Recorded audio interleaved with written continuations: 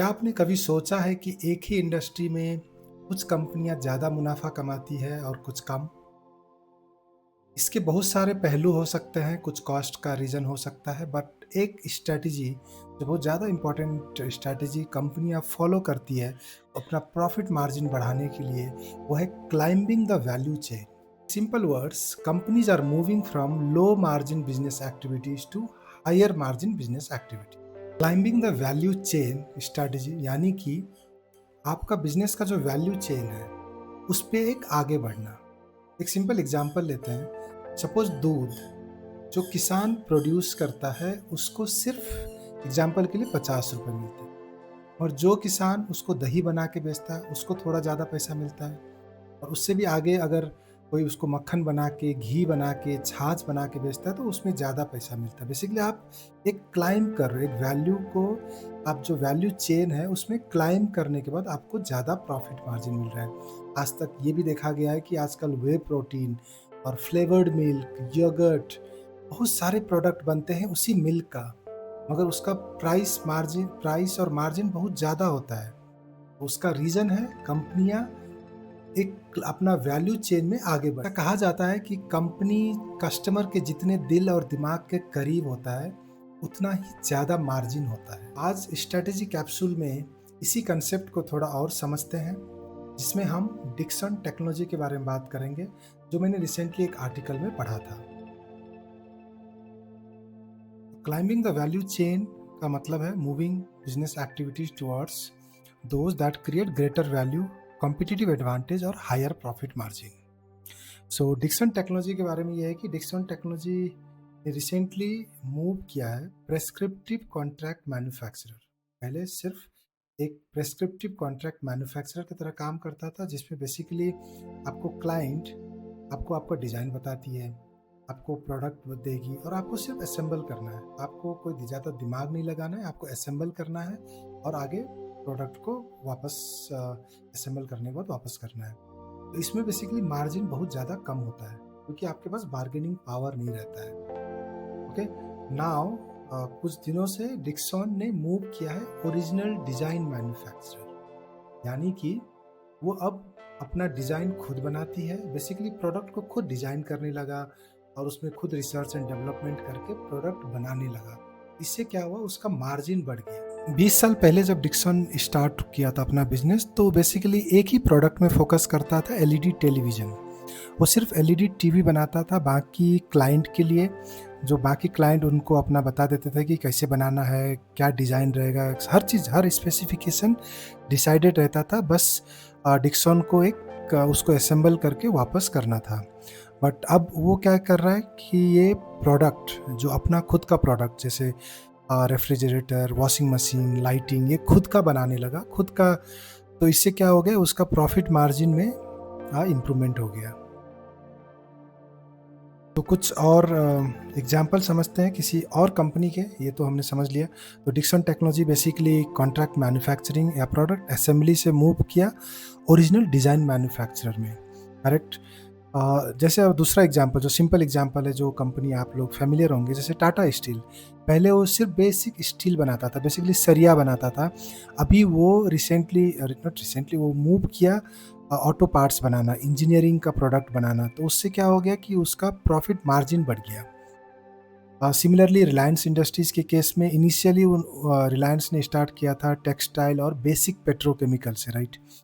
अभी वो मूव कर गए, वो लोग कंज्यूमर रिटेल में, डिजिटल सर्विस जियो में, रिलायंस रिटेल, जियो और बहुत सारे बिजनेस में वो लोग मूव कर गए। तो वो उससे क्या हो गया, basically they diversified into higher margin product. Similarly doctor Reddy, वो पहले एक जेनरिक फार्मा मेडिसिन बनाती थी, मगर अभी वो लोग ने मूव कर गए CDMO, contract development and manufacturing. तो इसमें क्या होता है, थोड़ा हायर मार्जिन मिलता है क्योंकि आप एक अच्छा R&D फोकस्ड फार्मा प्रोडक्ट में काम कर रहे हो। सिमिलरली फिनोलेक्स, जो एक केबल कंपनी है, तो पहले वो केबल और पाइप का असेंबली करता था। जो उसका रॉ मटेरियल है रेसिन, वो खुद नहीं बनाता था। बट अभी वो लोग ने बैकवर्ड इंटीग्रेशन करके पीवी रेसिन भी, जो कोर मटेरियल है, वो भी खुद बनाने लगा। तो इससे क्या हो गया, उसका मार्जिन मुनाफा बढ़ गया। ये एग्जाम्पल से आपको पता चली गया होगा कि कैसे कंपनियां अपना प्रॉफिट मार्जिन बढ़ाने के लिए अपना वैल्यू चेन, जो बिजनेस का वैल्यू चेन है, उसमें ऊपर ऊपर की तरफ जाते हैं अपना प्रॉफिट मार्जिन बढ़ाने के लिए। अभी मूव करते हैं कि नेक्स्ट सोचते हैं हम लोग कि अगर मेरा खुद का कंपनी है और मुझे भी अगर क्लाइम करना है, मुझे भी अपना प्रॉफिट मार्जिन बढ़ाना है, मैं अपना वैल्यू चेन में आगे बढ़ूं, तो उसके क्या क्या रूट हो सकते हैं, क्या क्या तरीका हो सकते हैं, अप्रोच क्या क्या हो सकते हैं। तो उसमें से कुछ मैंने नोट डाउन किए हैं। तो उसमें से पहला है प्रोडक्ट इनोवेशन एंड R&D। तो बेसिकली अगर आप कोई बेसिक सा प्रोडक्ट में काम कर रहे हो और बेसिक सा अगर जिसमें आपका बार्गेनिंग पावर नहीं है, कोई भी उसको प्रोड्यूस कर सकता है, तो उसमें आप ज़्यादा मार्जिन नहीं बना सकते हो, राइट। तो इसमें है कि अगर आप कुछ रिसर्च एंड डेवलपमेंट करके कुछ इनोवेटिव प्रोडक्ट जो आपका खुद का प्रोप्राइटरी प्रोडक्ट है, अगर ऐसा कुछ बन जाए तो आपको एक अच्छा खासा प्रॉफिट मार्जिन मिल सकता है। अगर इन्फोसिस का एग्जांपल ले तो इन्फोसिस सर्विस प्रोवाइडर है, मगर उसके साथ जिसमें सर्विस प्रोवाइडर में उसके पास ज़्यादा बार्गेनिंग पावर नहीं रहता, तो मार्जिन कम हो सकता है। मगर जब उन्होंने खुद का प्रोप्राइटरी प्रोडक्ट निकाले, जैसे फिनैकल या इन्फोसनिया, ये सब प्लेटफॉर्म के थ्रू उन्होंने अपना मार्जिन को स्ट्रॉन्ग किया। Similarly vertical integration, so basically या तो आप अपस्ट्रीम में जा सकते हो या तो डाउनस्ट्रीम। अपस्ट्रीम का मतलब है कि आपका रॉ मटेरियल, आप पहले रॉ मटेरियल किसी से खरीदते थे, मगर आप अभी रॉ मटेरियल आप खुद बनाने लगे, तो उससे भी आपका प्रॉफिट मार्जिन में इम्प्रूवमेंट होगा। अगर डाउनस्ट्रीम जैसे कि आप रिटेलिंग नहीं कर रहे थे, मगर कुछ कुछ बिजनेस अभी रिटेलिंग में चले गए, आप सिर्फ प्रोड्यूस कर रहे थे मगर अब रिटेलिंग भी करने लगे, तो उससे आपको एक प्रॉफिट मार्जिन बढ़ जाता है। जैसे एग्जांपल लिया था हमने रिलायंस का कि कैसे उसने अपना टेक्सटाइल मैन्युफैक्चरिंग से लेके वो एक पेट्रोकेमिकल रिफाइनिंग और ऑयल एक्सप्लोरेशन, वो सब में गया जिसमें हायर मार्जिन बिजनेस रहते हैं। नेक्स्ट है जैसे service and solution upgrade. Basically आप कोई पहले स्टैंड अलोन प्रोडक्ट बनाते हो, एक सिंगल प्रोडक्ट बनाते हो, मगर आप मूव कर रहे हो उसको सॉल्यूशन में, आप उसको बंडल कर रहे हो। सपोज एग्जांपल लेते हैं टाटा मोटर्स का, आप ट्रक बना रहे हो, वो ट्रक बनाना सरिया बनाने से ज़्यादा मार्जिन का बिजनेस है, नो डाउट। मगर उससे भी अगर आगे बढ़ना है आपको, तो एक टाटा मोटर्स ने क्या किया, मोबिलिटी सॉल्यूशन प्रोवाइड किया। अगर आपको ट्रक में फाइनेंसिंग चाहिए तो आपको फाइनेंसिंग मिलेगा, हम करा देंगे। कस्टम फ्लीट सॉल्यूशन, आपको कुछ समय के लिए रेंट पे चाहिए या आपको कुछ कस्टमाइज्ड ट्रक चाहिए, तो वो प्रोवाइड करेंगे। तो इस तरह से आपका मार्जिन एक और बढ़ जाता है जब आप एक प्रोडक्ट से एक सॉल्यूशन की तरफ में मूव करते हो। तो नेक्स्ट पॉइंट का बात करते हैं, जो है ब्रांड बिल्डिंग। जैसे आपको पता ही है कि ब्रांड वैल्यू बढ़ने से उसका प्राइसिंग पावर या मार्जिन ये ऑटोमेटिकली बढ़ जाता है। तो अगर हम एग्जांपल ले एशियन पेंट का, एशियन पेंट एक कमोडिटी बिजनेस में डील करता है, right. Paint as a commodity जिसमें कोई डिफ्रेंसिएशन नहीं है, मगर एशियन पेंट ने इतना मार्केटिंग किया, एडवाइजरी सर्विस निकाला, उसका रिटेल एक्सपीरियंस सेंटर और बहुत सारे ब्रांड बिल्डिंग एक्टिविटीज़ किया, उससे एशियन पेंट का जो ब्रांड वैल्यू है वो बढ़ गया।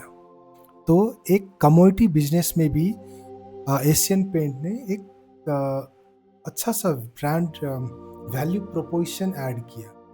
नेक्स्ट है strategic alliance and partnership. So basically अगर आपको अपना प्रोडक्ट्स में या आपके पास एक्सपर्टीज नहीं है कुछ आगे वैल्यू चेन में बढ़ने का, तो एक आप पार्टनरशिप का रूट भी अपना सकते हो।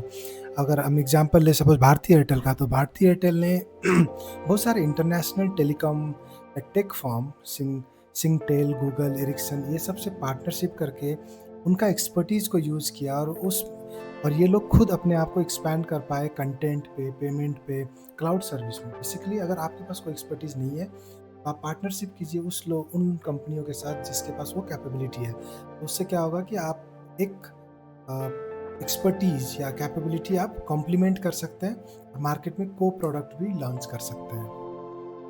लास्ट पॉइंट है मार्केट एंड कस्टमर फोकस। तो बेसिकली आपको आइडेंटिफाई करना है हायर वैल्यू मार्केट सेगमेंट आपके इंडस्ट्री में, या तो ऐसा कोई नीश जहाँ पर बहुत ज़्यादा डिमांड है स्पेशलाइजेशन का, तो स्पेशलाइजेशन होने से आपको एक मार्जिन ज़्यादा मिलता है। उसी तरह से अगर कोई प्रोडक्ट, सो बेसिकली आपको लुक फॉर करना है हायर मार्जिन सेगमेंट को। जैसे अमूल का एग्जांपल लें तो अमूल मूव किया, जैसे चीज़ बनाना, आइसक्रीम बनाना, प्रोबायोटिक, ये सारे हायर वैल्यू सेगमेंट हैं। तो इन्होंने अर्बन कंज्यूमर या बेसिकली जो सिटी में रहते हैं प्रीमियम कस्टमर, उनके लिए एक हाई वैल्यू या बेटर क्वालिटी चीज़, आइसक्रीम जिसमें हायर मार्जिन भी है और हाई प्राइसिंग पावर भी कमांड कर पाया इन लोगों ने। तो ये कुछ एग्जाम्पल के साथ हमने इस क्लाइंबिंग द वैल्यू स्ट्रैटेजी को समझा। आप जिस भी इंडस्ट्री में हो, आप भी सोचिए कि आपका इंडस्ट्री का पहले तो आप अपना वैल्यू चेन समझिए, आपका अपस्ट्रीम क्या है, डाउनस्ट्रीम क्या है, आप रॉ मटेरियल कहाँ से मंगाते हैं या आपको आपका प्रोडक्ट कहाँ पर बेचते हैं। इस तरह से समझ के, या कस्टमर डिमांड किसी स्पेशलाइजेशन के लिए है, आपको पहले ये वैल्यू चेन समझना पड़ेगा। फिर उस वैल्यू चेन में कुछ जो हायर मार्जिन सेगमेंट है उसको टारगेट करना पड़ेगा। आप अपना कॉस्ट बेनिफिट एनालिसिस कर सकते हैं और इस स्ट्रैटेजी के बारे में इम्प्लीमेंट करने के बारे में सोच सकते हैं।